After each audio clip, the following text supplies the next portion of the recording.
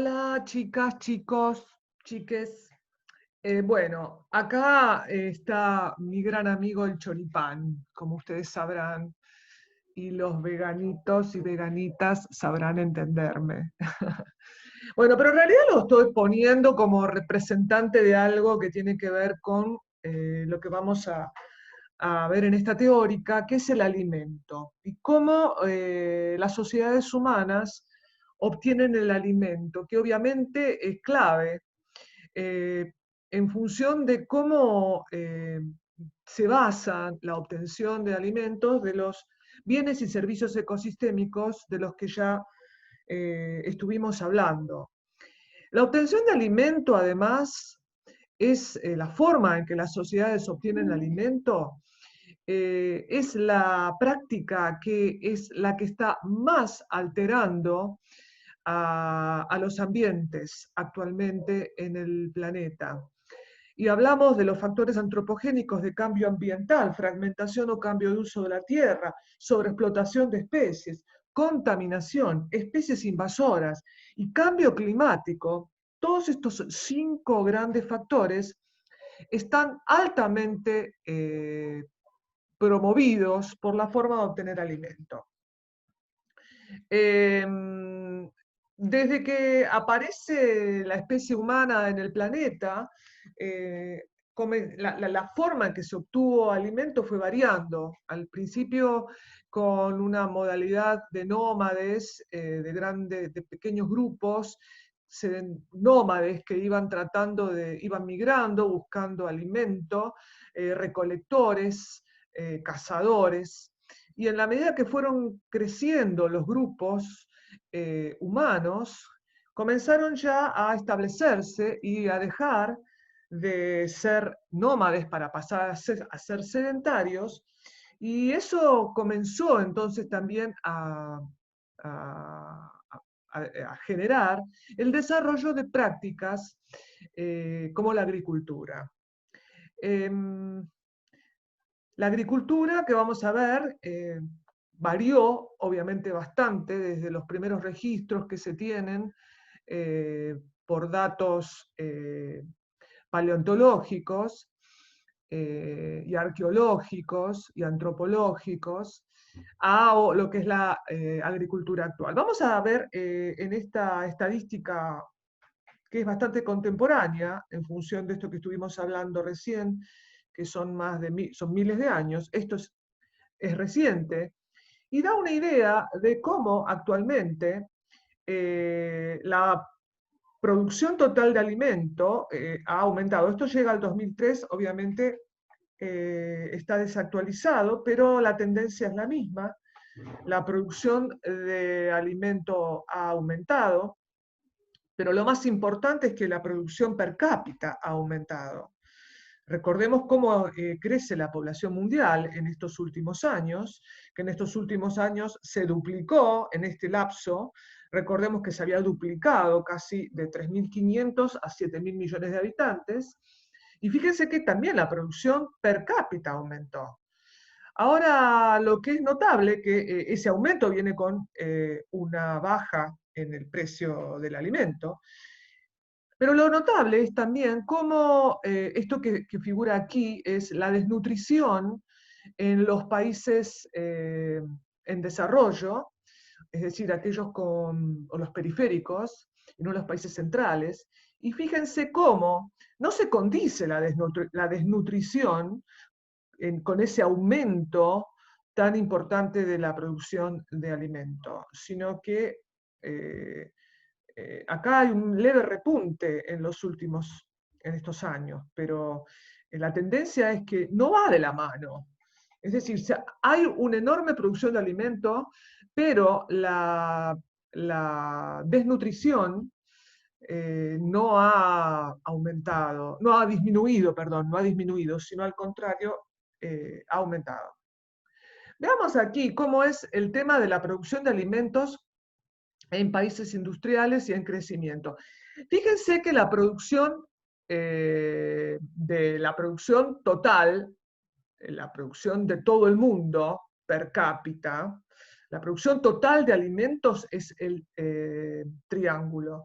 Habíamos visto que la producción está en crecimiento, aumenta. Fíjense que la producción per cápita, lo que vimos recién, que está aquí abajo, también tiene una tendencia al aumento. ¿Sí? Pero fíjense quiénes son los países que más producen alimento. Los países que más producen alimento, esa producción, está dada principalmente por los países llamados en desarrollo, en tanto que los países industrializados no son los que más producen.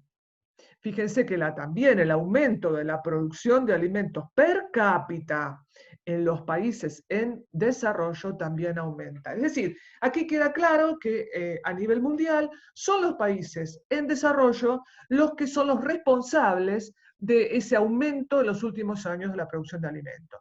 Acá en este mapa, que esto es del 2010, se ven cuáles son los principales productores de alimentos, ¿no? Acá los que están en gris representan el 23,4%, acá está Argentina, Brasil, México, Oceanía, Australia, sudeste asiático, Rusia. Los que representan el 17% de alimento es China, y Estados Unidos representa, solo Estados Unidos, el 20%. Es decir, son los principales del 81,9% del total de producción de alimentos. Fíjense, ¿a qué llamamos alimento? Maíz, trigo, arroz, sorgo, cebada, azúcar, soja en granos, aceite y harinas, carnes de bovino, carnes de porcino, carnes de aves y leche de bovino. Es decir, estos países son en total los que producen para todo el mundo estos alimentos. Vamos a hablar de un par de definiciones muy importantes que tienen que ver con el alimento. Hablamos de lo que es la seguridad alimentaria y hablamos también de la soberanía alimentaria. Vamos a ver qué es cada uno y a diferenciarlos.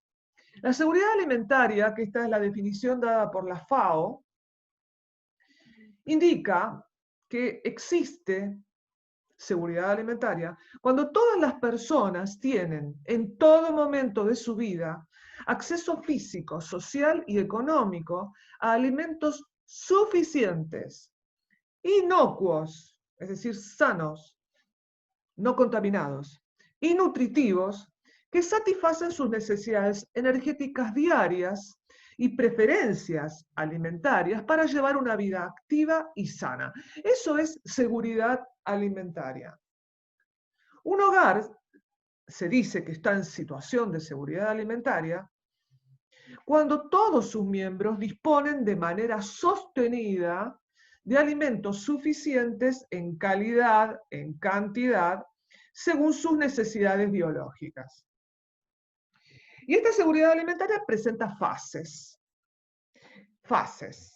Los países, las regiones, se clasifican también en función de la seguridad alimentaria. Y vamos desde una situación de seguridad alimentaria hasta la hambruna a gran escala. Por ejemplo, Haití, el gran y triste, lamentable ejemplo de vivir en la hambruna y en una seguridad alimentaria de cero. Entonces, la clasificación está dada en seguridad alimentaria general hasta hambruna, catástrofe humanitaria, lo que padece Haití. Y hay distintos, digamos, partes intermedias. Inseguridad alimentaria crónica, crisis alimentaria de subsistencia, emergencia humanitaria, hasta llegar a la catástrofe humanitaria. Fíjense que cuáles son los indicadores, y siempre cuando hablamos en ecología y desarrollo y esto tiene que ver básicamente con los ODS, los Objetivos de Desarrollo Sostenible, que para medir o para poder adaptarse o poder que, digamos, una estructura se enmarque dentro de los ODS, hay que tener en claro cuáles son los indicadores que se utilizan para analizar ODS 1, ODS 2, ODS 3 y así hasta todos. En cuanto a la clasificación de seguridad alimentaria, también hay indicadores. ¿Cuáles son? Los que figuran aquí. Tasa bruta de mortalidad, prevalencia de la malnutrición, acceso y disponibilidad de alimentos, diversidad de la dieta, acceso y disponibilidad de agua, estrategias para enfrentar problemas, activos para la subsistencia, es decir, infraestructura, para poder subsistir. Es decir, todos estos son indicadores que las instancias gubernamentales y muchas no gubernamentales se encargan de ir midiendo continuamente para tener una idea de qué características en cuanto a seguridad alimentaria se encuentra un país, una región, una ciudad, áreas de las ciudades, etc.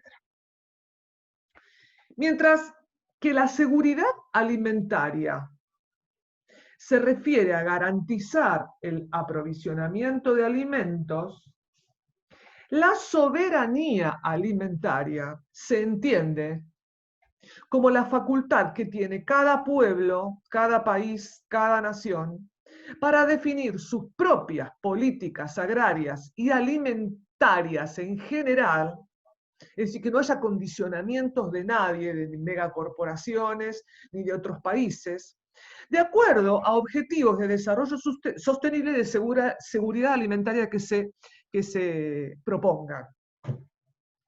Entonces, una cosa es la seguridad alimentaria y otra cosa es la soberanía, es decir, la facultad que tienen los pueblos de diseñar y aplicar estrategias de obtención de alimentos seguros, ¿sí? Y de forma sostenible como para, digamos, tener justamente una población en seguridad alimentaria sobre la base de un desarrollo sostenible. Bien, ahora vamos a ver cómo define hambre la FAO. Cuando decimos que estamos en seguridad alimentaria de hambruna, de hambre. Hambre es una sensación, esta es la definición, incómoda o dolorosa, causada por no ingerir en un determinado momento suficiente energía a través de los alimentos. Ahora bien, todos los que padecen hambre sufren de inseguridad alimentaria, de lo que habíamos hablado antes, pero no todos los que están afectados por inseguridad alimentaria sufren de hambre.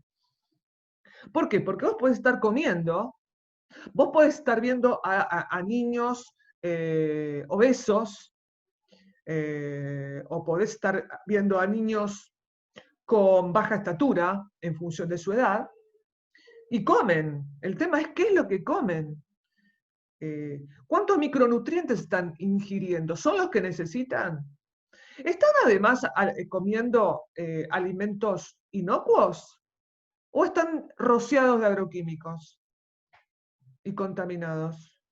Entonces, la inseguridad alimentaria no tiene que ver con el hambre. El hambre sí, obviamente, si hay una población con hambre, está en inseguridad alimentaria. Pero si hay una población malnutrida, estamos también en una fase de inseguridad alimentaria. La malnutrición, FAO dice que son deficiencias, excesos o desequilibrios en el consumo de macro o micronutrientes.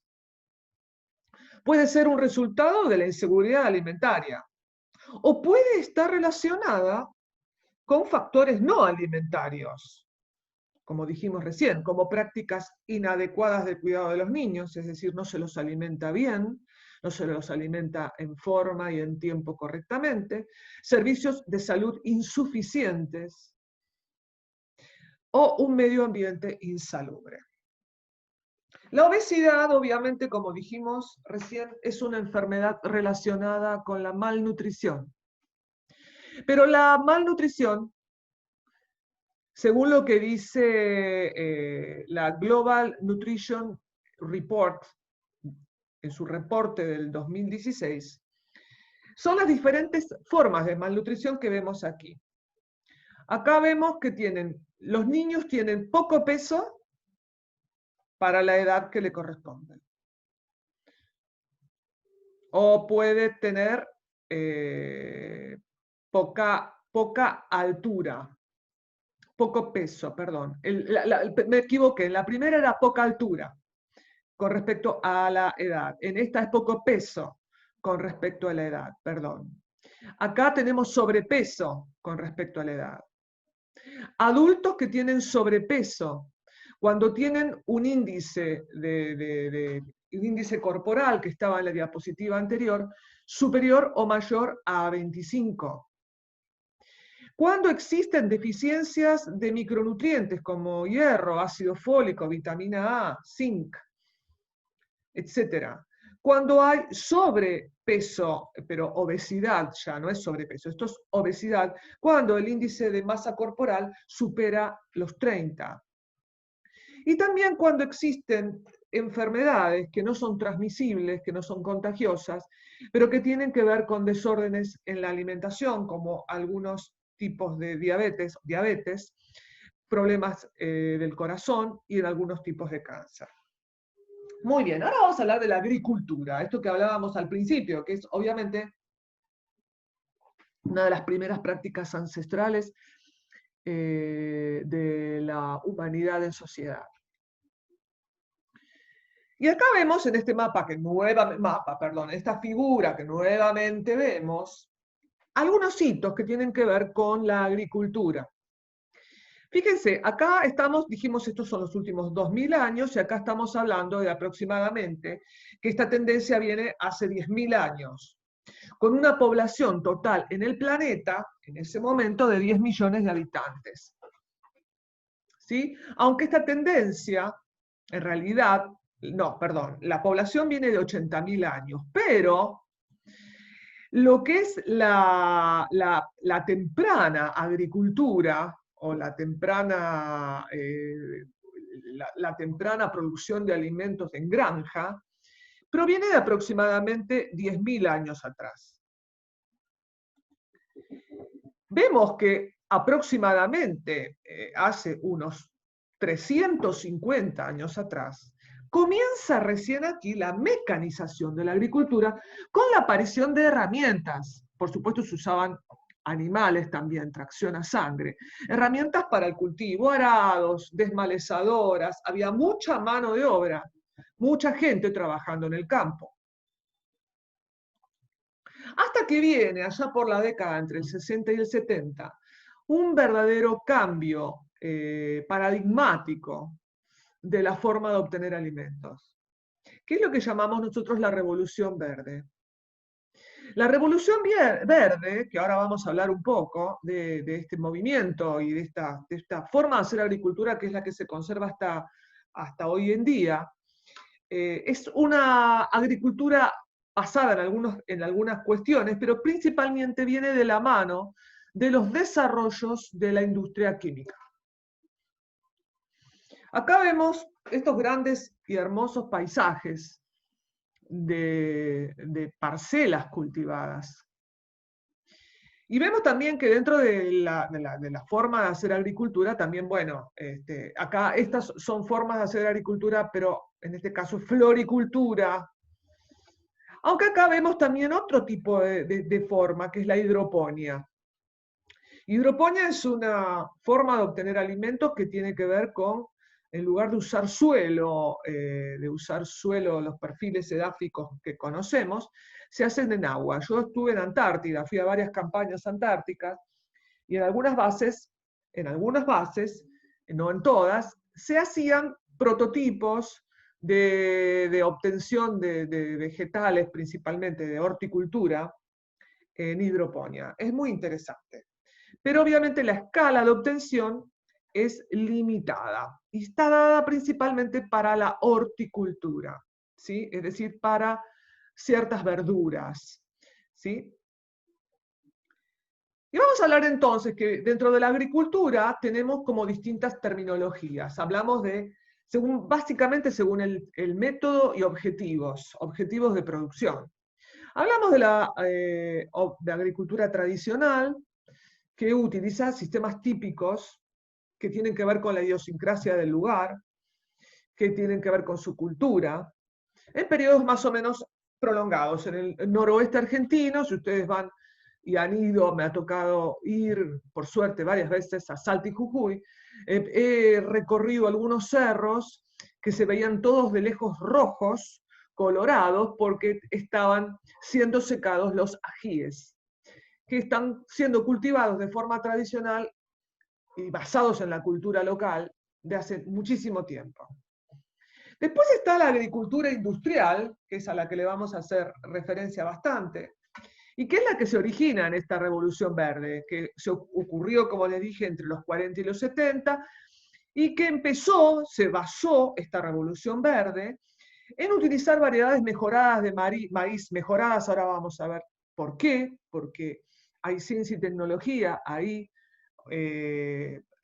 realizando modificaciones genéticas en maíz, trigo y otros granos, cultivando una sola especie y aplicando grandes cantidades de agua, fertilizantes y plaguicidas. Ahora lo vemos. Esta agricultura industrial aumentó la producción entre 2 a 5 veces que la tradicional, pero principalmente de granos. Estamos hablando de una industria básicamente cerealera. Esta es la agricultura industrial, que está basada sobre todo en sistemas intensivos, en un terreno que tiene una alta eficiencia, enfocada a producir grandes cantidades de alimentos en menos tiempo y espacio, dirigida a mover grandes beneficios comerciales también. No es solo para obtener alimentos, sino que es para mover actividades comerciales basadas en la generación de commodities alimenticios.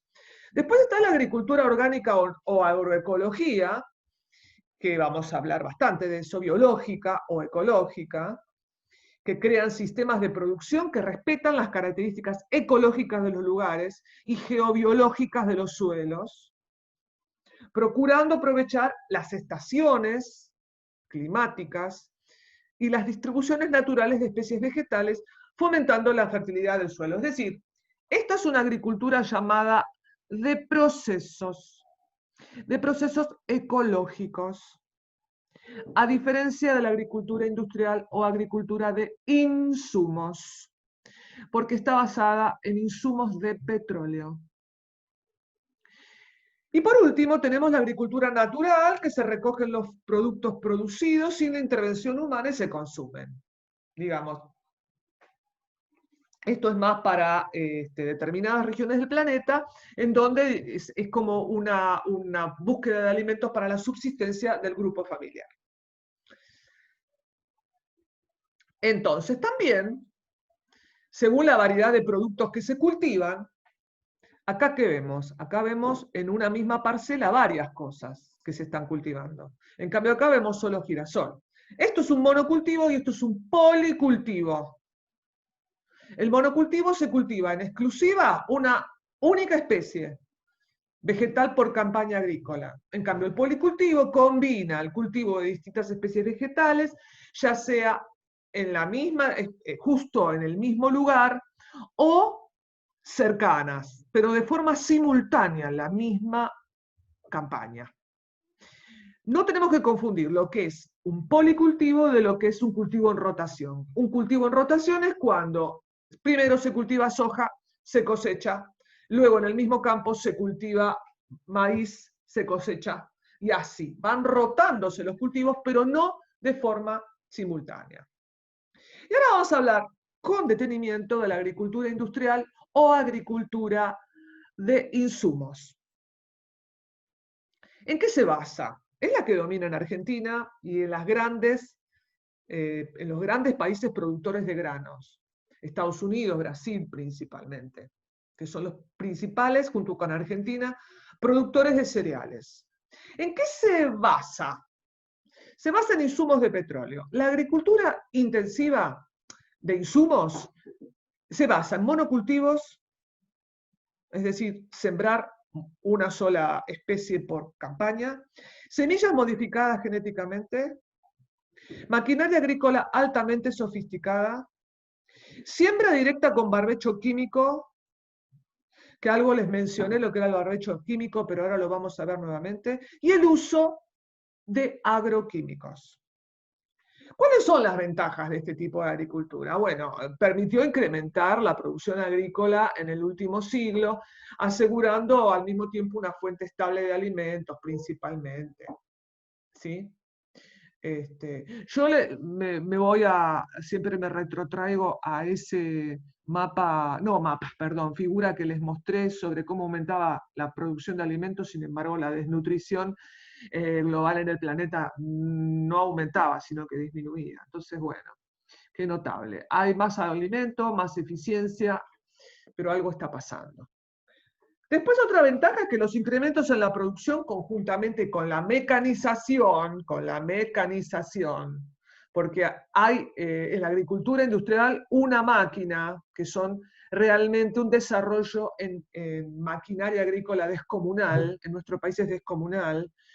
Yo he subido a una de esas fumigadoras que son, realmente tienen cabinas completamente ambientadas, por supuesto, todo con GPS, con una protección para el operador, con aire acondicionado, bla, bla, pero hace el trabajo, una persona hace el trabajo que antes, con otro tipo digamos, de aplicación, por ejemplo, de un determinado fertilizante, ocupaban 30 personas. Entonces, una de las cosas también que de alguna manera vendía, entre comillas, la posibilidad como ventaja de la agricultura industrial, es que esta mecanización redujo la población agraria y de esa manera la población agraria tenía la posibilidad de incorporarse a otras tareas, ¿sí? E incorporarse principalmente al sector industrial.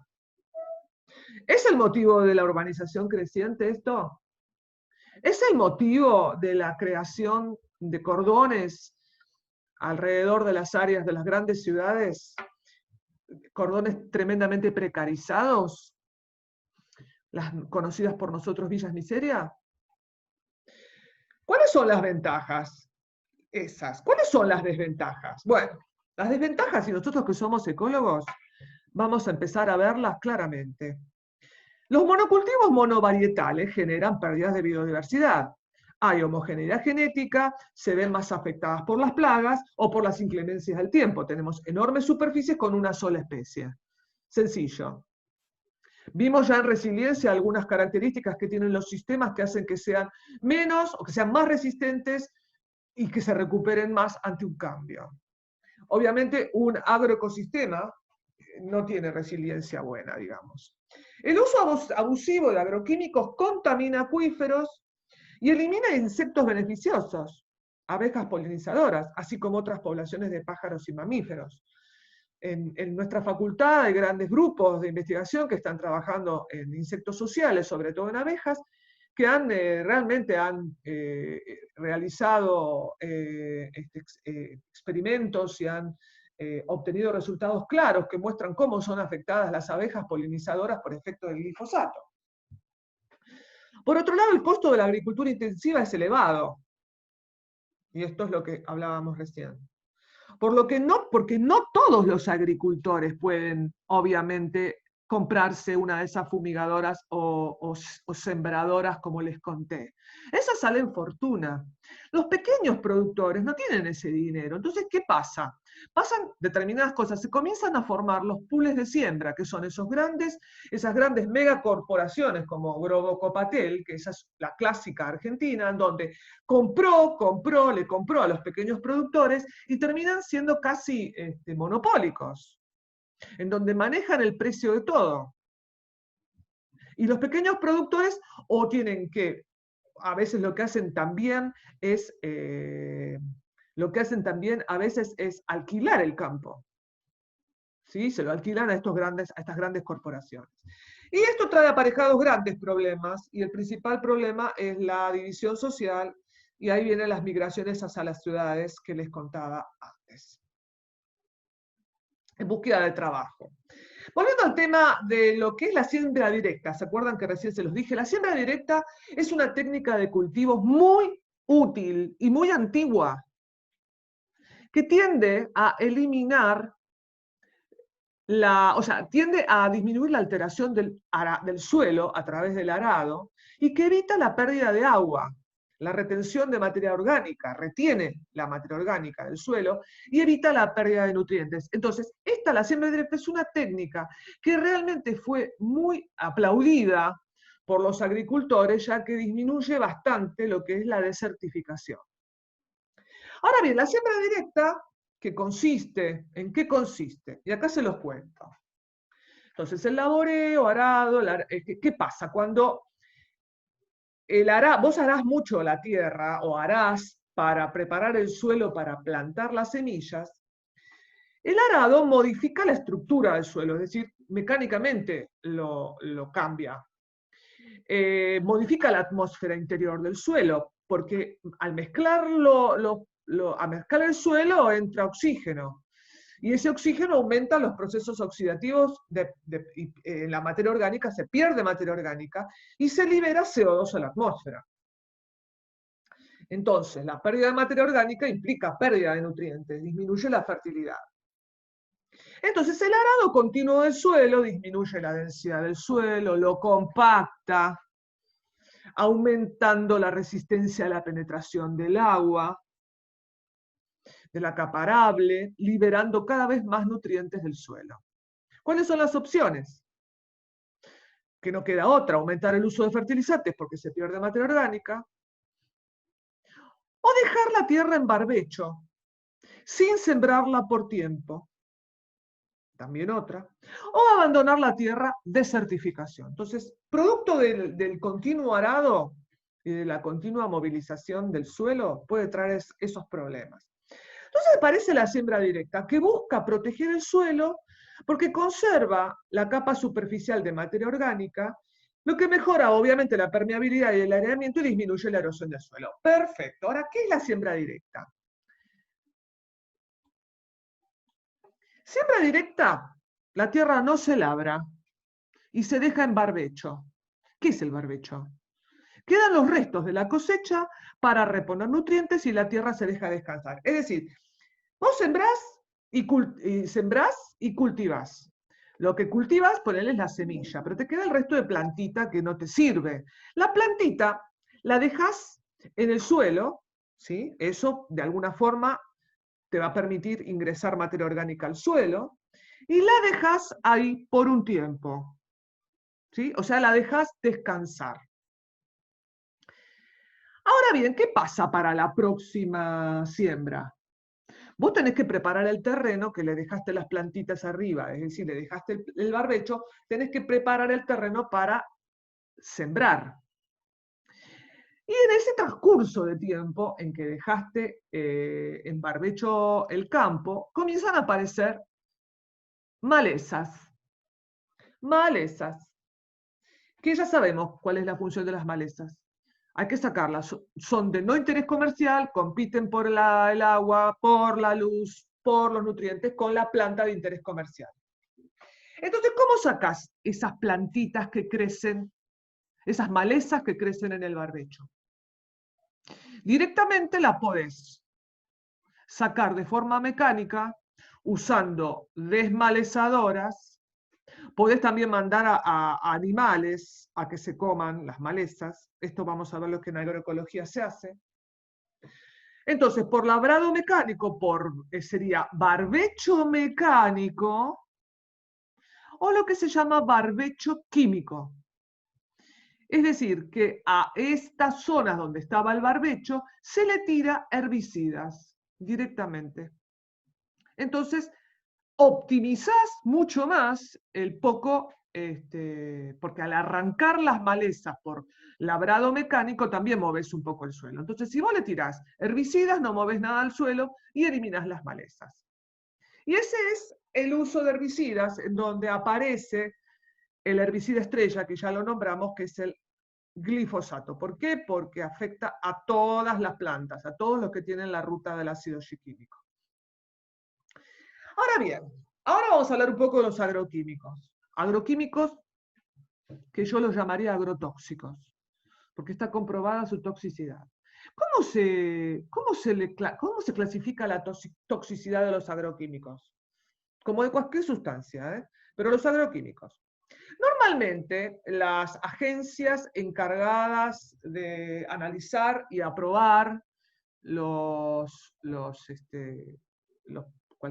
remedios, los medicamentos y también los agroquímicos, hacen distintos tipos de test como para ver la toxicidad, por ejemplo, en humanos, que utilizan ratas, en donde ratas, se utilizan conejos, se utilizan principalmente ratas y conejos,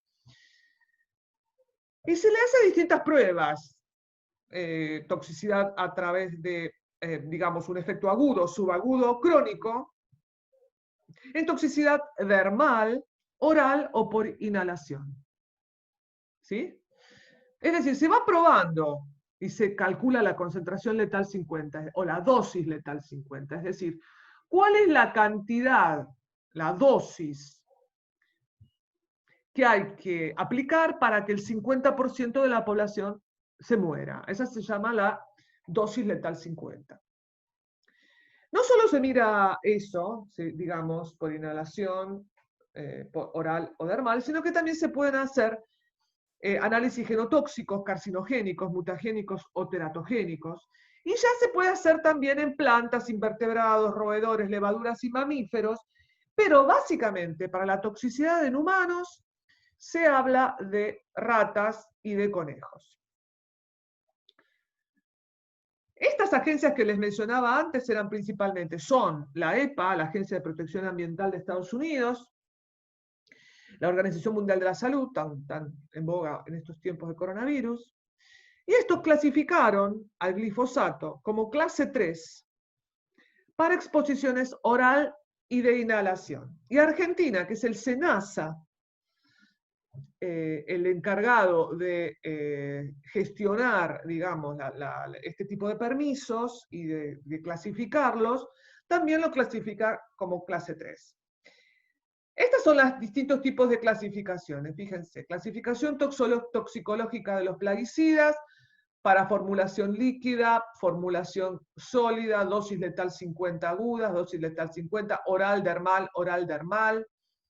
Y acá están las clasificaciones. Esto es de tipo 1, 1A, 1B, 2, 3, 4, en donde ponen el glifosato como producto poco peligroso.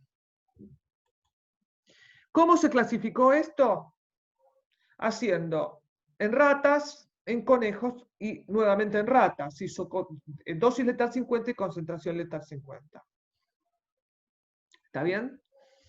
Entonces, este tipo de clasificación en los recipientes, en los marbetes de los bidones o de las botellas, se le coloca además una banda de color como para que además de decir de clase 3, también el color identifique si es más peligroso o menos peligroso. Obviamente de verde, ¿sí?, pasamos al rojo. Ahora bien, lo que es notable en Argentina, en Argentina y en el mundo, ojo, que siendo de clase 3, que le correspondería al menos azul, ¿sí?, todos tienen marbete verde. Todos es como que funcionarían como que es no peligroso. Son pequeños comentarios y pequeñas miradas que uno le hace al tema, ¿no? Ahora bien, ¿cómo se clasifica la toxicidad en el ambiente? Porque lo que vimos recién es toxicidad para el humano.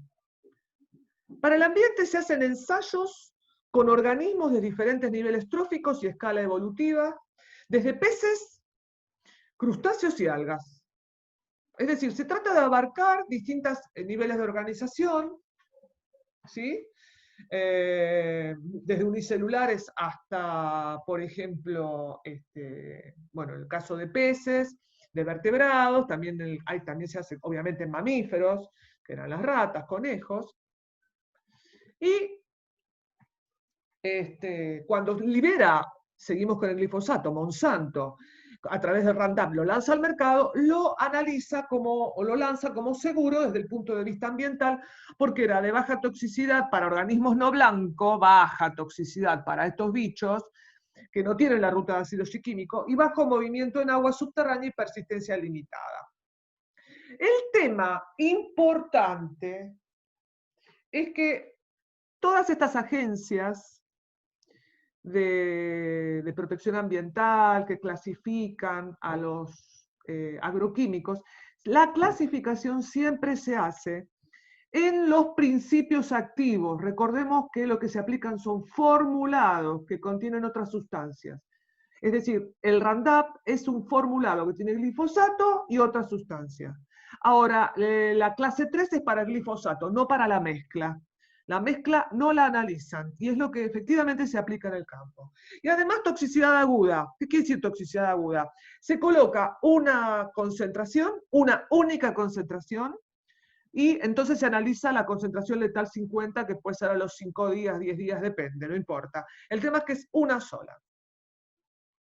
Ahora, fíjense cómo se aplica el glifosato, por ejemplo, en soja Roundup Ready de primera. Se llama de primera porque es la que lleva más tiempo y después viene porque se hace sobre rastrojo de maíz.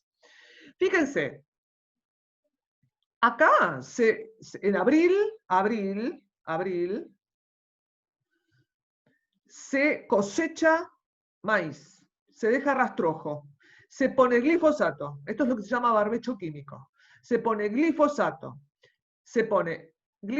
en octubre, se pone glifosato en noviembre, se siembra, sale el plantín, se pone en enero y se pone glifosato en marzo. Es decir, este suelo, ¿sí?, ha sido sometido en un lapso de un año a varias aplicaciones de glifosato. O sea que con una toxicidad aguda de una sola vez queda un poco flojo, ¿no? Y esto es soja de segunda, sobre rastrojo de trigo. Esto es lo mismo, ¿sí? Esto es barbecho químico sobre rastrojo de trigo. Acá se planta soja y también vemos que tenemos distintas aplicaciones del herbicida. Y acá vemos típicamente un campo con soja transgénica sobre rastrojo de trigo. Fíjense el efecto que tiene el glifosato. Solo crece la soja. Acá vemos tratamiento con glifosato, tratamiento sin glifosato. O sea, esto es una forma magnífica de quitar malezas, sin ningún lugar a dudas. Fíjense cómo creció la siembra directa en Argentina. Esto creo que ya lo vimos en una teórica, ¿verdad? Creció desde el ingreso del glifosato, ¿sí? Y en la actualidad, casi el 81%, al menos al 2010, el 81% de toda la superficie sembrable en Argentina se hace con siembra directa, que es con barbecho químico. Esto son producciones de cómo ha aumentado, fíjense cómo aumentó la soja a partir del 96, cómo aumenta. Fíjense cómo áreas sembradas, cómo aumentó el área sembrada de soja. ¿Sí? Es decir, aumentó también, hubo expansión de la frontera.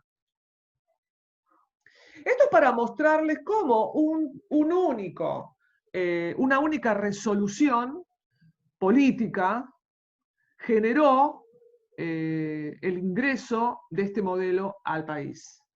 En una resolución de lo que era en ese momento la Secretaría de Agricultura, Pesca y Alimentación del Ministerio de Economía, esto fue durante el menemismo, acá se permite el ingreso flexibilizado, aprobó la flexibilización de la metodología de solicitud de permisos para el ingreso de la línea 4032 de soja transgénica, tolerante al glifosato. ¿Qué significa la flexibilización? Ustedes saben lo que son las normativas. Hay normativas vigentes. SENASA tiene normativas vigentes, que para poder aprobar algo tiene que seguirlas. Bueno, flexibilizar significa no hacer no llevar adelante toda esa normativa. Aquí, bueno, también tiene que ver con, se permite la comercialización de la semilla y de los productos y subproductos derivados provenientes de la soja transgénica. O sea, la primera permitía el ingreso y esta permite la comercialización.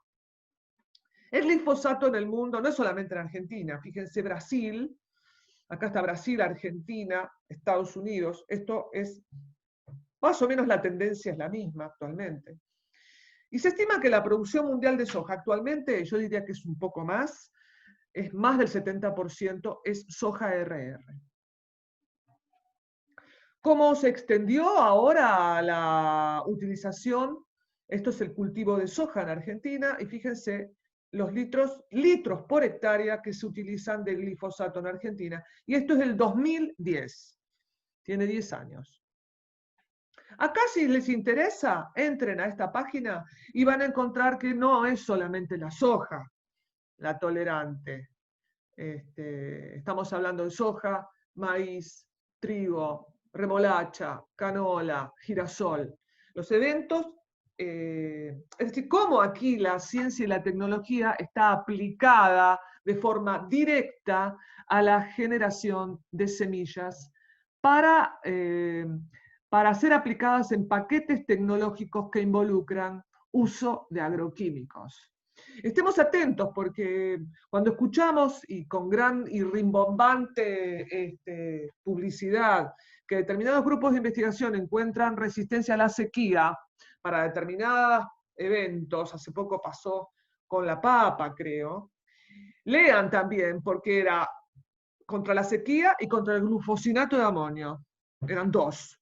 Sequía, que eso sí, está buenísimo, porque el tema del déficit del agua siempre es un problema, con el tema del cambio climático, el tema del agua, pero el tema es que venía también de la mano del glufosinato de amonio, que es el tercer herbicida que más se usa en el país. Acá tenemos los distintos eventos. Fíjense que el 4032, que es el que aprueba el ingreso, entra en el 96, tolerancia al glifosato, pero fíjense que hay un montón. Y acá está lo que es a resistencia a lepidópteros. Y ahora vamos a hablar un poco del maíz BT. ¿Qué es el maíz BT? Acá, el maíz BT, y acá hay un gran todavía tema, un gran problema de Monsanto, porque ya lo está aplicando esto, pero una cosa es que lo aplique y que se siembre, y otra cosa es tener patente. Porque cuando se patenta ya comienzan a ganar dinero, mucho dinero. ¿Está bien? Y ahora el grupo que va a trabajar en ley de semillas va seguramente a meterse un poco en este tema, ¿no? El maíz Monsanto tiene incorporado, fíjense, hay un problema con un lepidóptero, una mariposa que tiene una larva, que es un gusano que ataca al marlo del maíz y te lo hace bolsa, ¿no? Entonces, hay un evento biotecnológico, que es el maíz BT, que a la semilla se le injertó, a la semilla del maíz se le injerta un gen, logrando que la planta genere sus propios insecticidas. Es decir, cuando se vende esto, uno lo escucha y dice, sí, porque de esa forma con el maíz BT no usas productos químicos. Porque en realidad la toxina que proviene de la proteína que sintetiza el gen incorporado de la bacteria Bacillus thuringiensis, o sea, la planta comienza a generar una toxina que lo que hace compite con los gusanos y los mata. Pero ese maíz tiene esa toxina, ¿viste? Entonces, te lo estás comiendo. Hay pruebas, que se han realizado pruebas para saber si ese maíz es inocuo. Acá vemos los distintos países, la cantidad de, digamos, de eventos relacionados con la alimentación producidos. Y Argentina está muy bien rankeada, fíjense. Argentina va tercera. Tiene 24,4 millones de hectáreas sembradas con soja, maíz y algodón transgénico. Acá seguimos, ¿viste? Acá hay más áreas con millones de hectáreas. Miren lo que es Estados Unidos. Nosotros somos terceros en cuanto a, pero fíjense, todos los países, es un modelo agrícola extendido en todo el mundo. ¿Cuáles son los riesgos ambientales de los organismos modificados genéticamente? Los riesgos son el uso repetido de herbicidas, causa cambios en las floras de malezas por fuerte presión de selección. Sucede flujo génico, acá con dispersión de genes, a través del polen y el entrecruzamiento entre los cultivos, y los riesgos de transferencia de genes son mayores en áreas de origen y diversificación genética, los hotspots. Estos son riesgos muy importantes, riesgos ambientales muy importantes, que generan los organismos modificados genéticamente. Y acá esto tiene que ver con ley de semillas, que es algo de mucha de mucha relevancia, que en Argentina se está tratando, hay mucha presión, y van a tener en el campus un videíto que les sugiero que lo miren, y que representa la problemática de las semillas y que representa la ley de semillas para nuestro país. Es decir, hay una ley de semillas actualmente. El tema es que hay presión para modificar la ley de semillas. El asunto es que con el tiempo, obviamente, fueron apareciendo malezas resistentes al uso de glifosato. Fíjense que estas malezas aparecen en un campo que fue rociado con 1,5 litros por hectárea de glifosato. Los fenómenos de selección natural son clarísimos aquí.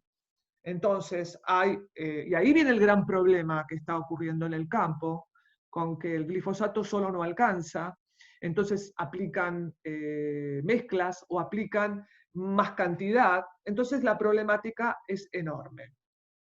Por otro lado, también se ve que hay impacto importante del uso de estas modificaciones en organismos no blancos. Por ejemplo, el caso del maíz BT, se observó que el polen del maíz BT es tóxico para las larvas de las hermosísimas, maravillosas mariposas monarca. Entonces, se observó que el polen de la maleza, que crecía cerca de plantaciones de maíz BT, el polen de esa maleza contenía toxinas provenientes del maíz sembrado en las zonas aledañas. ¿Para qué se hace agricultura actualmente hoy en el planeta? ¿Es solamente para alimentos? ¿Para qué tipo de alimento? ¿Cómo es la cosa? La agricultura, este es un trabajo que yo se los adjunté por si los quieren mirar, pero lo más destacado de aquí es que principalmente te dicen que en promedio en todo el planeta el 62% de la producción total de cultivos en una base, o sea, en masa, el 62% tiene que ver con la provisión de alimentos para la humanidad. El 62%. El 35% para darle de comer a animales, que obviamente es una forma indirecta de alimentar a la humanidad. Y el 3% para la producción de biocombustibles. Esto que está acá es un mapa que indica, los colores indican cuánto se separa, o digamos, el color rojo es cuando lo que se produce es exclusivamente directamente para alimentar a la población humana, de uso directo. Y cuanto más te apartás del color rojo, es porque te estás produciendo más para alimentar animales o para biocombustibles. Fíjense en nuestra zona hay una gran zona que está en celeste y que tiene que ver con producción para exportación de commodities para alimentar animales en otras regiones o también para biocombustibles. Y acá es un modelo que en este trabajo también se ve que dice cuáles serían las metas para lograr seguridad alimentaria. Porque el tema es ¿no? Esta es la gran cuestión. Seguridad alimentaria y sustentabilidad ambiental. Y en este trabajo se realizan propuestas para ver de qué forma está hoy la agricultura y cómo debería cambiar para el 2050. Hoy, principalmente, fíjense que acá están ellos lo llaman goals o metas para la seguridad alimentaria y metas ambientales, y fíjense que esto que está bien chiquitito tiene que ver con que la comida o el alimento está mal distribuido y el acceso no es igualitario para todo el mundo, que los sistemas de alimentos tienen muy mala resiliencia, que la real producción de alimentos es mala y que la producción de agricultura total es mala en función de las grandes emisiones de gases que está generando, de pérdidas de diversidad, de mal uso del agua y de la contaminación del agua.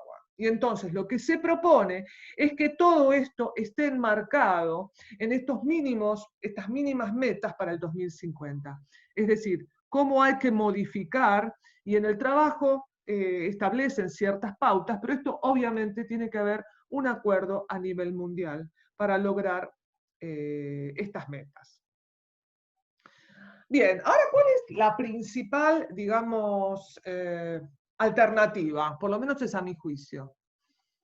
Es la agricultura agroecológica, o llamada agricultura familiar, que se basa en el aumento de la biodiversidad, reciclaje con incremento de materia orgánica del suelo e integración con animales. Esta es la agricultura de procesos ecológicos. Aquí los ecólogos trabajamos duro.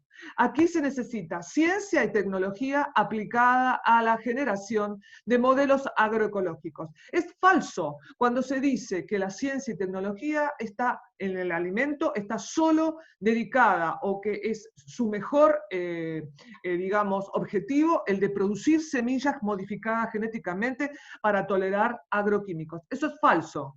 Se necesitan ecólogos, se necesitan taxónomos, se necesitan edafólogos, se necesitan geógrafos, se necesitan biólogos, se necesitan de todo tipo de científicos y técnicos para generar modelos como algunos de los que vamos a ver ahora. Este es un modelo ancestral, ¿sí? Pero lo importante, estamos hablando de México, de los aztecas, hace más de 9000 años. Pero estos son modelos que tienen la base de lo que es la agroecología. Y el modelo Milpa se sigue usando en México. Fíjense en qué consiste.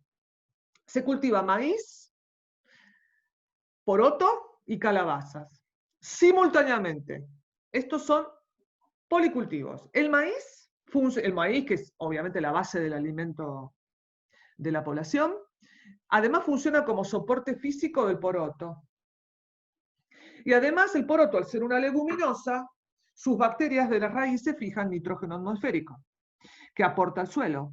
Y las calabazas, que se consumen, al tener un hábito rastrero, mantienen la humedad del suelo. Además, permiten el ingreso del ganado, quien se alimenta de otras plantas, ¿sí? Que a propósito lo dejan crecer, como el girasol, para que el animal cuando ingrese abone la tierra. Además, usan semillas propias, no usan agroquímicos y se emplea mucha mano de obra. Hay que resignificar lo que es el trabajo en el campo. Pero el milpa no es solamente eso. El proceso de milpa es un proceso que lleva muchos años y que involucra muchas generaciones. Al principio, en la primera etapa, fíjense cómo va de la mano de los ciclos naturales. En una primera etapa era la del frijol, poroto, maíz y calabaza, ¿verdad? En una primera etapa comienza esto, va pasando el tiempo, estos son todo lo que se puede obtener y además fíjense cómo va apareciendo una diversidad de fauna asociada, que la biodiversidad aumenta, por supuesto, el mantenimiento y y disminuye muchísimo la aparición de plagas. Con el tiempo se van ingresando otros cultivos. Acá ya se plantan árboles frutales que necesitan más tiempo para producir sus frutas. Fíjense que estamos hablando de varias generaciones. Observen cómo ya el árbol, el maíz, acá primero el maíz, acá aparecen árboles, va pasando el tiempo y se van plantando en una etapa 3 árboles de maderas más duras, cedro, caoba, ¿sí? En donde en las próximas épocas van a ser talados y usados, porque acá principalmente quedan esos árboles de maderas duras, y se talan y se utilizan. Se prepara nuevamente el suelo, a partir de técnicas, aquí está la técnica de la quema, ¿sí? Y vuelve el ciclo de milpa. Y quiero que observen aquí la diversidad de productos y además de fauna asociada, de insectos asociados a este sistema. Pasó en México un gran tema, y esto tiene que ver también con los conflictos ambientales que sucedieron, y que todo vino por la firma de un tratado, el Tratado de Libre Comercio de América del Norte. México era recontra autosuficiente desde generaciones pasadas en su alimentación, y principalmente en el consumo de maíz, que es su alimento base. Con la aparición de determinadas líneas políticas en el gobierno, asociadas más hacia determinados modelos liberales, se firma un tratado, el gobierno mexicano firma un tratado de libre comercio con Canadá y Estados Unidos, en noviembre del 93. Cuando se hace un tratado, como se los conté la vez pasada, se hacen los tratados como la OCDE, los tratados tienden a protegerse entre ellos, ¿no? Entre los miembros del grupo. Pero cuando en esos grupos, como en este tratado, hay monstruos, hay países más grandes y países más chicos, algo pasa y alguien se va a perjudicar. No es tan sencillo. Fíjense que lo primero que ocurrió cuando se firma el tratado, se suprimió, porque lo que hacía antes México era que establecía impuestos a la importación de maíz. O sea, no podían importar, favorecía su propia industria, no industria, perdón, su propia producción agrícola. Cuando cuando se firma el tratado, se suprimen esos impuestos, y mientras Estados Unidos subsidiaba a sus propios agricultores. O sea, se levantan los impuestos de México y Estados Unidos le daba subsidios a sus propios agricultores para que el precio de su maíz sea más barato que el maíz que venía de México. ¿Está bien? Cuestión que México en la actualidad importa más del 30% de lo que consume. Y cayó la propia producción, el precio de su propia producción en un 66%. Fíjense, desde el Tratado de Libre Comercio del Atlántico Norte, 3 millones de agricultores dejaron el campo en México. Se acabó la mano de obra. 500.000 mexicanos ilegales en Estados Unidos y cordones. Y ni hablemos de lo que es Trump actualmente. Generando trabajo informal, 13 millones de malnutridos y Ciudad Juárez. Yo les tiro Ciudad Juárez como tema. Después ustedes busquen qué es el tema de Ciudad Juárez. Crisis de la tortilla. En 2 días, el precio del maíz a la gente le subió el 50% y salió toda la gente afuera a protestar. ¿Por qué? Porque mandan las multinacionales, mandan los precios. Esto fue, y fíjense, que después reconocen, después de 20 años del tratado, reconocen beneficios asimétricos con el Tratado de Libre Comercio de América del Norte, con lo que generó y significó para México. Entonces, cuando nosotros, ¿viste?, vemos con quién se quiere firmar, con quién no se quiere firmar tratados, hay que prestar atención. Otro modelo, el ejemplo de agroforestación. Un caso que proviene de Malawi, son ejemplos estos, ¿eh? Argentina tiene un gran desarrollo de agroecología.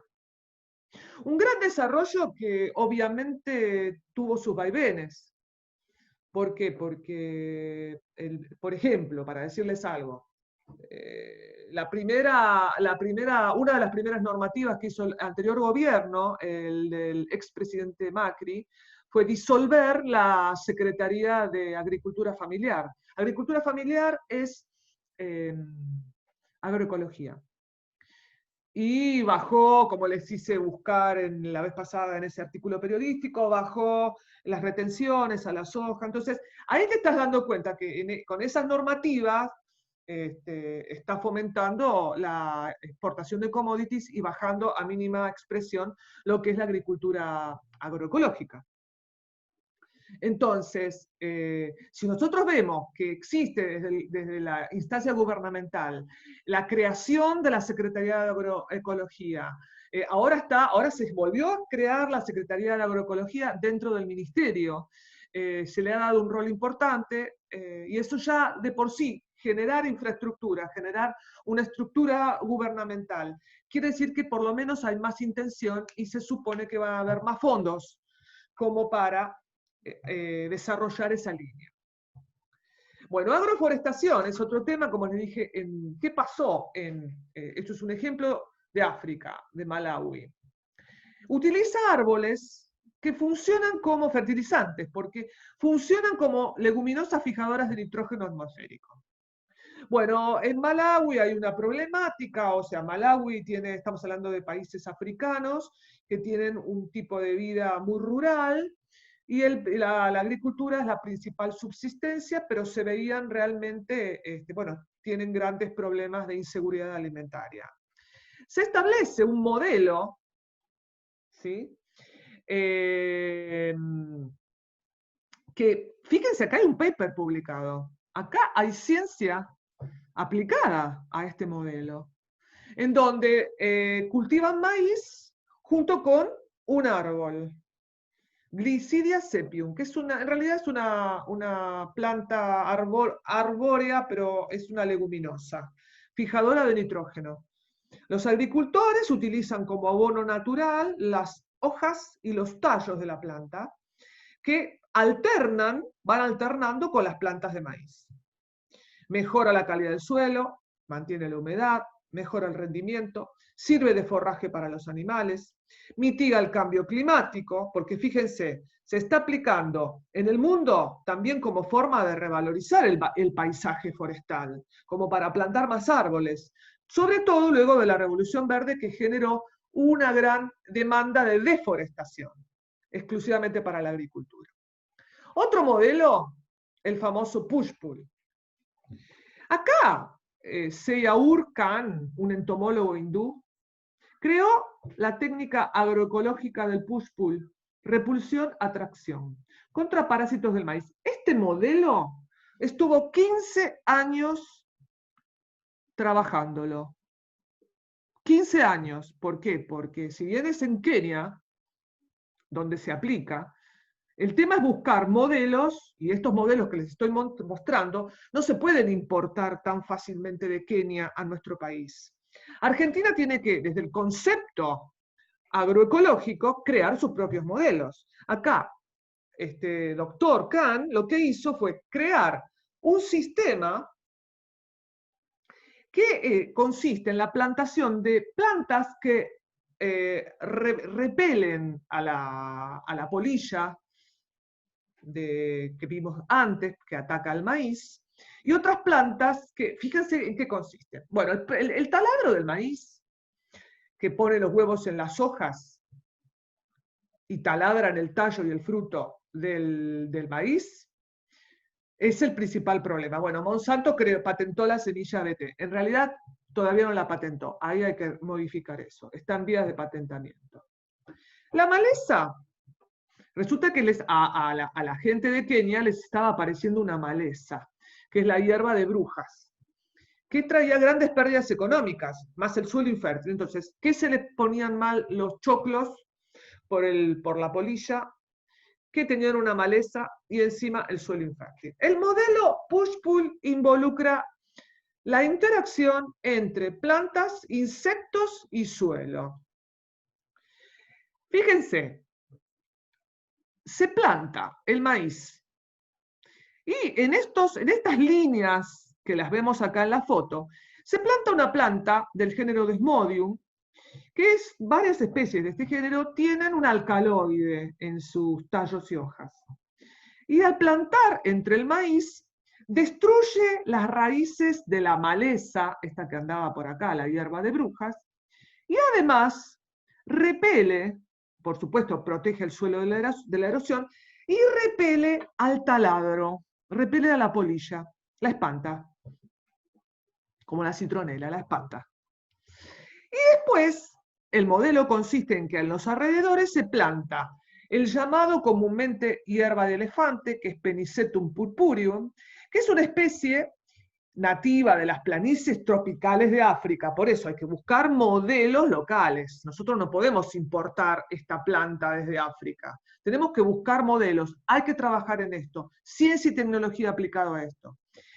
Que esta planta plantada alrededor de la parcela, acá, atrae a la polilla que escapa del Desmodium, que la está repeliendo, y esta planta tiene una sustancia viscosa que las polillas, al apoyarse en esas plantas y crecen las larvas se quedan pegadas y se mueren.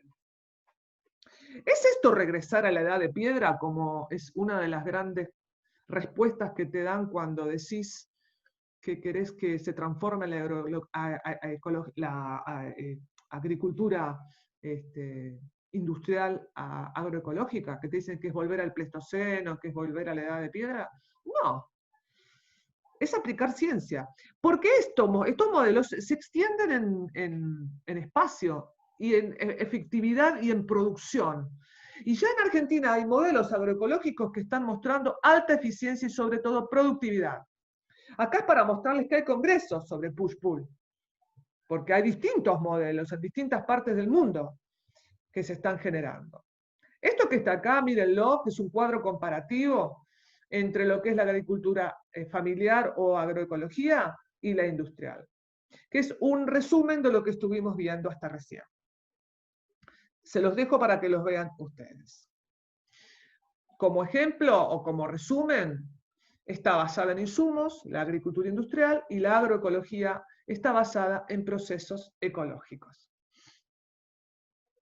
Y esto es algo que yo les decía, ¿no? El rendimiento de la agricultura ecológica, que es óptimo en situaciones de sequía. La clave está en el suelo. En agricultura a base de agroquímicos, el suelo es muy compacto y no retiene agua. Al llover el suelo se erosiona y se pierde. El suelo agroecológico, el agua se retiene en el suelo rico en materia orgánica. Uno de los principales problemas de las grandes inundaciones que están ocurriendo en algunas partes de Argentina es porque el suelo, transformado en agroecosistemas, no retiene el agua. Y seguramente han leído que los modelos agroecológicos tienden a favorecer, funciona como una esponja. En cambio, los suelos cultivados, el agua pasa.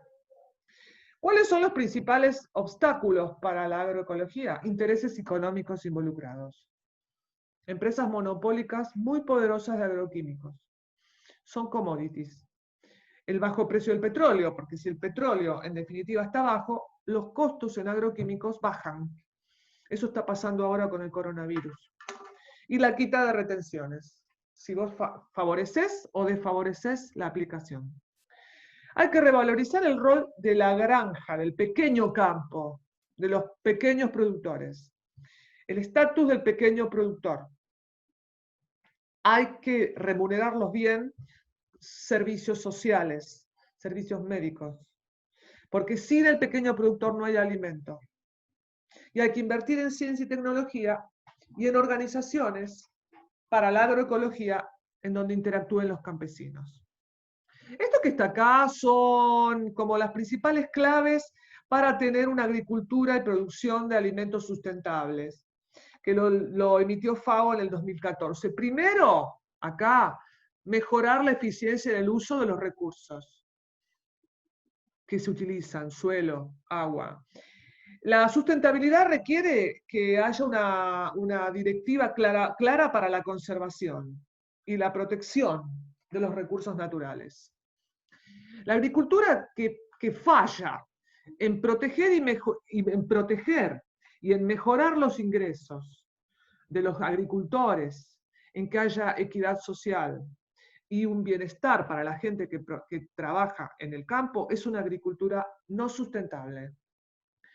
Mejorar la resiliencia de la gente y de las comunidades y de los ecosistemas es clave.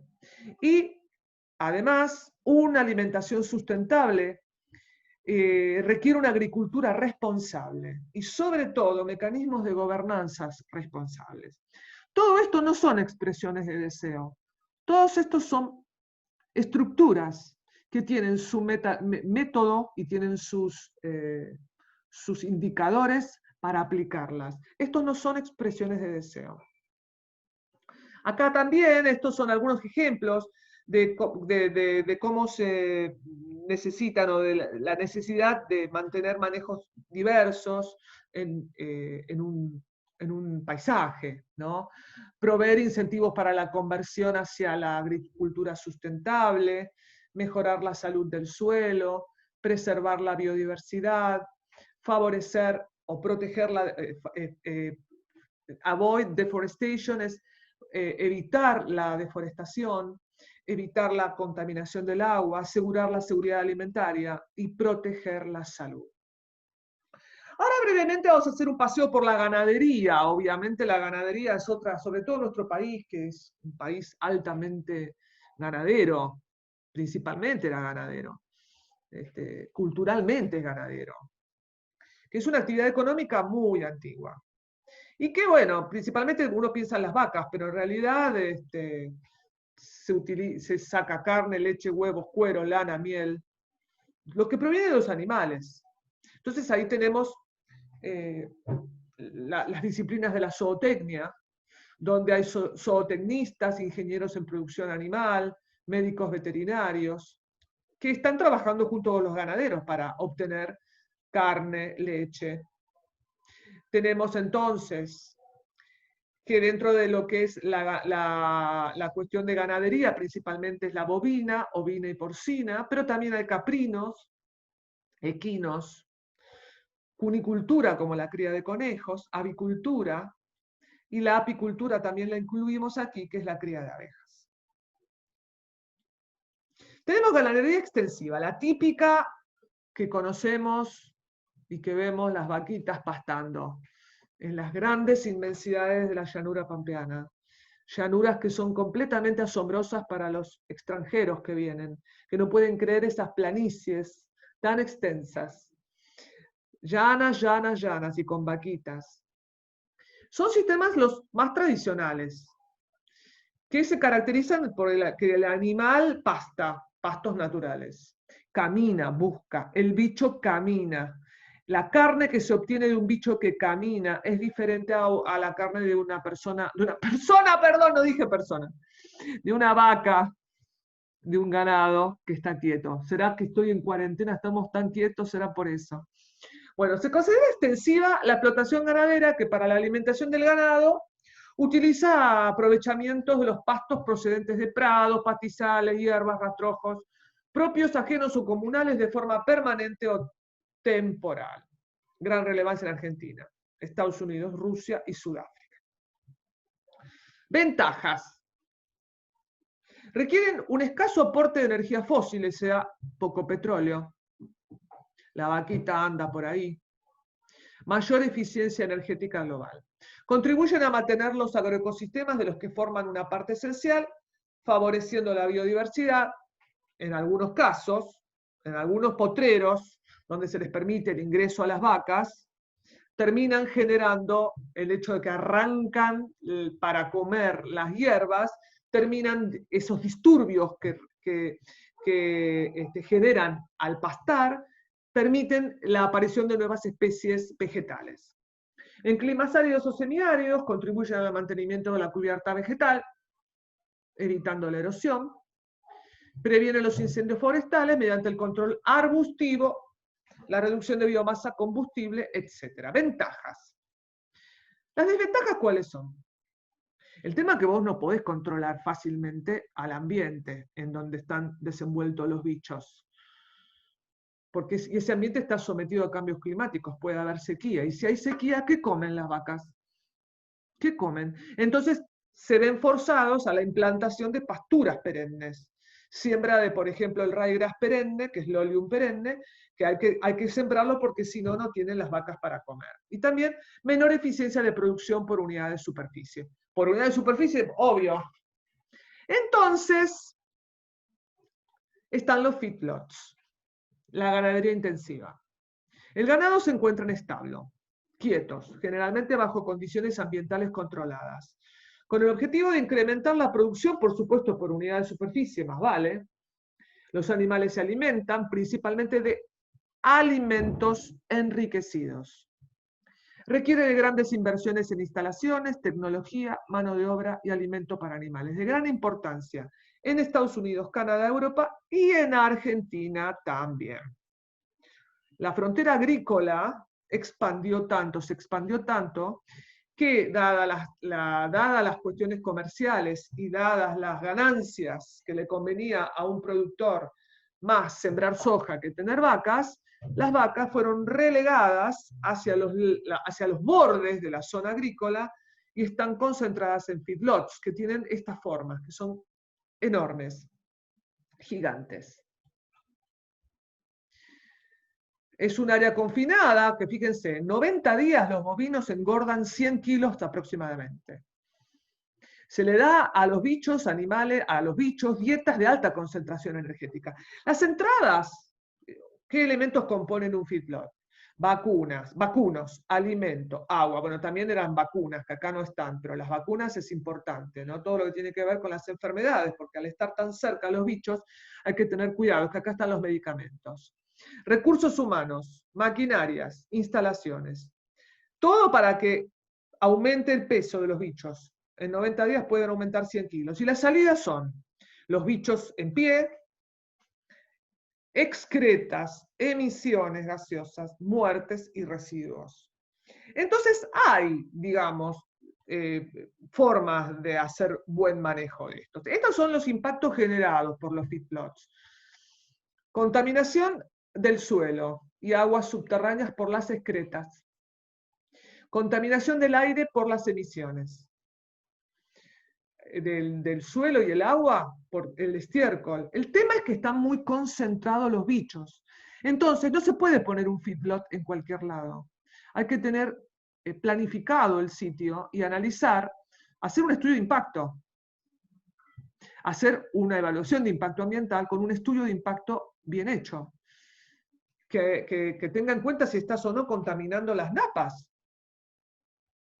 Los procesos que generan todo esa cosa tan concentrada, la mineralización, nitrificación, las sales de amonio son oxidadas químicamente por bacterias en nitrito, el ion nitrato se encuentra disuelto en solución en el suelo y puede ser lixiviado o usado por las plantas, o puede irse a la... Es decir, los procesos de nitrificación y de nitrificación se realizan en poca superficie y en gran cantidad.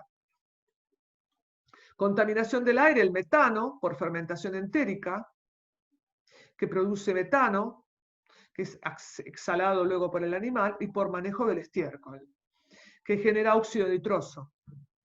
¿Sí? Es decir, el tema es el confinamiento de los animales. Olores, residuos sólidos, impacto visual. Tiene que haber un marco regulatorio. Los marcos regulatorios son las normativas. Las normativas que en este caso tienen que tener en cuenta hacer una evaluación de impacto ambiental bien hecha, en donde en el estudio de impacto ambiental se elija una correcta elección de la región y del sitio, que se haga una evaluación de la vulnerabilidad ambiental del sitio, que se habiliten pautas para el diseño de feedlots, cómo van a ser el uso de los efluentes y la disposición del estiércol, y pautas para la habilitación y el contralor público. Es decir, todo esto tiene que estar muy, muy analizado a la hora de crear un nuevo feedlot. Por último están los tambos, gran producción lechera. Acá vemos en cada puntito es un establecimiento. Luego de la gestión del gobierno anterior quedaron creo que menos de la mitad de lo que está acá. Pero digamos, los tambos tienen toda también una enorme concentración. Fíjense, Córdoba, Entre Ríos, Santa Fe, provincia de Buenos Aires. Entonces, toda la actividad relacionada con la agricultura, ganadería y también producción de leche en tambos en Argentina está localizada en lo que llamamos el núcleo agrícola, agropecuario más importante del país y es uno de los más importantes del mundo. Emisiones de dióxido de carbono, como para tener una idea del impacto en las cuestiones relacionadas con el cambio climático, cultivos en suelos orgánicos, 2,8%, en arroz, 10,1%, estiércol aplicado a los suelos, 3,6%, estiércol depositado en las pasturas, y fermentación entérica, el 40,1% de los gases en promedio emitidos provienen de la actividad ganadera. ¿Qué hacemos con la agricultura de hoy? ¿Cómo tenemos que obtener el alimento? Esto ya para cerrar. En el año 2010 se reunieron 150 expertos de 33 países en el marco de este grupo de economía, de ecosistemas y biodiversidad, conocido principalmente por cómo trabajaron en los valores económicos de la naturaleza. Mandaron un documento con un fuerte mensaje a la comunidad toda, ¿no? Sobre la necesidad concreta de una transformación de nuestros sistemas agrícolas y alimentarios para que sea sostenible, equitativa y saludable. Y acá hay distintos puntos, que los invito a que los lean. Uno, por decir algo, la producción agrícola contribuye con más de un cuarto de las emisiones de gases de efecto invernadero, la agrícola nada más. Del 70 al 90% de la deforestación mundial proviene de la expansión agrícola. Pero esto es algo importante, ¿eh? Esto es importante. Esto que está en negrita es importante. Este es el mensaje. Aproximadamente un tercio de los alimentos producidos en el mundo para el consumo humano se tiran. Es basura. Y sería esa basura suficiente como para alimentar a los hambrientos del mundo 6 veces. Después lean el resto. Entonces, como moraleja, es lo siguiente. Se está produciendo mucha cantidad de alimento. Mucha cantidad de alimento. Se está tirando mucha cantidad de alimento. Cada vez hay más desnutridos. El otro día lo escuché a Ricardo Darín diciendo que el coronavirus, que figura como que está destruyendo la economía global, en realidad está mostrando lo que necesita la gente para vivir nada más, para subsistir, para tener seguridad alimentaria. Quiere decir que todo lo superfluo es lo que, entre comillas, tiene que ver con el hiperconsumo. Toda esa caída en la economía mundial tiene que ver con el sobreconsumo. Y en eso tenemos que trabajar. Lean esto y bueno, después lo comentamos en clase. Listo por hoy.